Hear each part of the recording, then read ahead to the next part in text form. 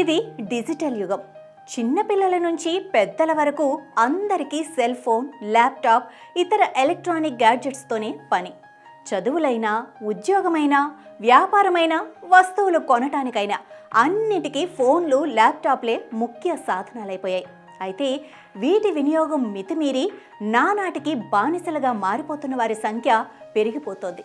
వీటి అతి వినియోగం మనిషి మానసిక, శారీరక ఆరోగ్యం మీద ప్రతికూల ప్రభావం చూపుతోంది. ఎలక్ట్రానిక్ గాడ్జెట్స్ అతి వినియోగాన్ని నియంత్రించకపోతే తీవ్ర పరిణామాలు తలెత్తుతాయని వైద్యులు హెచ్చరిస్తున్నారు. ఆరోగ్యం బాగుండాలి, సంతోషంగా జీవించాలి అని దేవుణ్ణి ప్రార్థిస్తూ చాలామంది ఉపవాసం పాటిస్తూ ఉంటారు.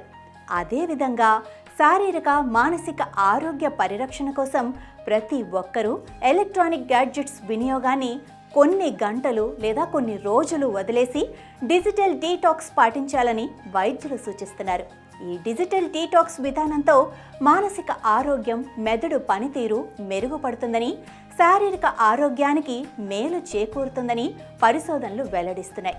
కెనడాలోని ఆల్బెర్టా విశ్వవిద్యాలయం డిజిటల్ డీటాక్స్పై అధ్యయనం చేయగా ఆసక్తికర అంశాలు వెల్లడయ్యాయి.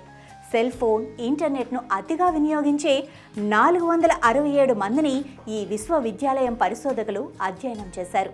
వీరికి 2 వారాల పాటు సెల్ ఫోన్, ఇంటర్నెట్ యాక్సెస్ లేకుండా చేశారు. డిజిటల్ డీటాక్స్కు ముందు, ఆ తర్వాత వారి మానసిక ఆరోగ్యం, శ్రద్ధ, సామర్థ్యాలను అంచనా వేశారు. 91% మందిలో డీటాక్స్ అనంతరం మెదడు పనితీరు మెరుగుపడటంతో పాటు ఆందోళన, నిరాశ వంటి లక్షణాలు తగ్గినట్లు వెల్లడైంది.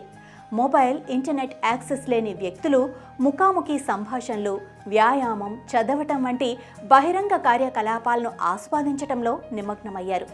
ఈ ప్రక్రియలు మానసిక ఆరోగ్యాన్ని ప్రోత్సహిస్తాయని శాస్త్రవేత్తలు వెల్లడించారు. భారతీయులు సగటున రోజుకు 7.5 గంటలు స్క్రీన్ చూడటానికి కేటాయిస్తున్నారని పలు అధ్యయనాలు వెల్లడించాయి.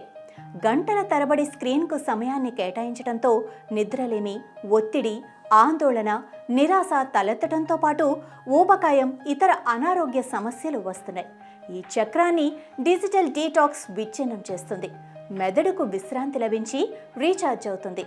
స్క్రీన్ల నుంచి వచ్చే నీలి కాంతి తగ్గి, దుష్ప్రభావాలు తగ్గిపోయి కంటికి మంచి నిద్ర దొరుకుతుంది.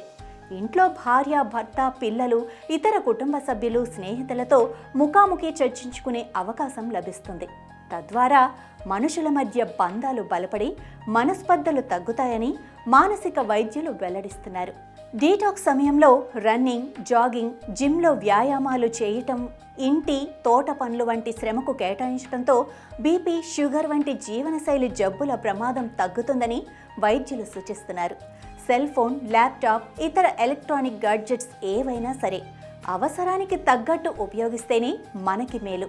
వాటికి మనం బానిసలమైతే మన జీవితం మనమే చేతులారా నాశనం చేసుకున్న వారమవుతాం.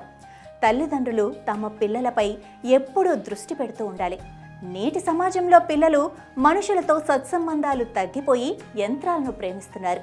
ఈ పద్ధతి మారాలంటే ముందు మనలో మార్పు రావాలి.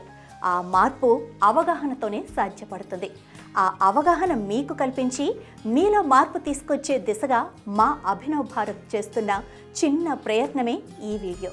ఈ వీడియో మీకు నచ్చితే మీ అభిప్రాయాలు కింద కామెంట్ రూపంలో తెలియజేయండి.